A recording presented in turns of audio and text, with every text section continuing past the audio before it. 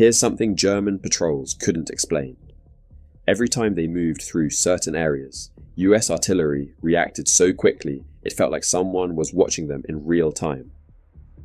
They moved quietly, at night, using terrain for cover, following strict discipline to avoid detection, yet shells seemed to land dangerously close to their routes again and again.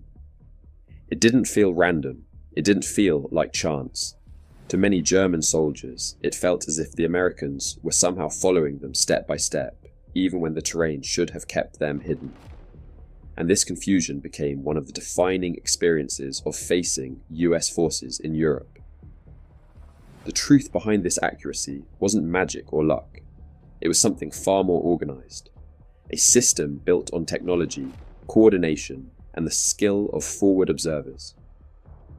US forces had perfected a method that turned artillery into a responsive weapon rather than a blunt instrument. Instead of firing blindly or relying on general estimates, American artillery often operated with information coming from teams positioned close to the front.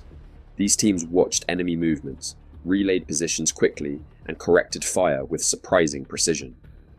To German patrols who never saw these observers, the results looked almost supernatural. Forward observers were trained to stay hidden, stay quiet, and move just close enough to the enemy to gather accurate information. They used field glasses, maps, compasses, and later portable radios to call in exact coordinates.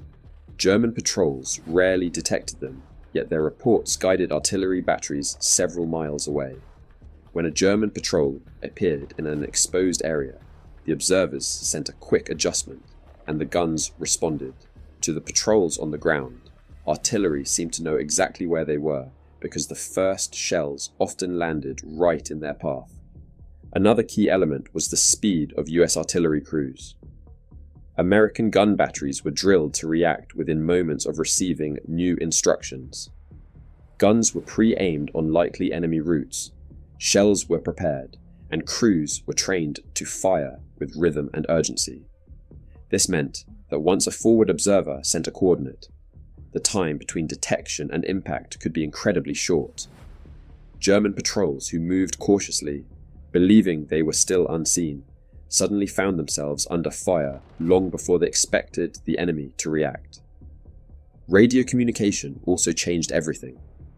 While some German units relied on runners or limited short-range radios, US troops used more consistent and reliable equipment to pass information across units. Observers could contact multiple batteries at once, coordinate overlapping fire, or shift the impact point with a single message. To a German patrol moving through what they believed was a quiet sector, the sudden appearance of precise artillery made it feel like the Americans always knew where they were, even when they were deep inside woods or valleys. Terrain played a role too.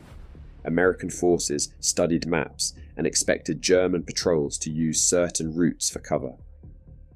By focusing their observation and artillery on these predictable paths, ridgelines, hedgerows, forest edges, the US effectively created zones where any movement would be spotted quickly.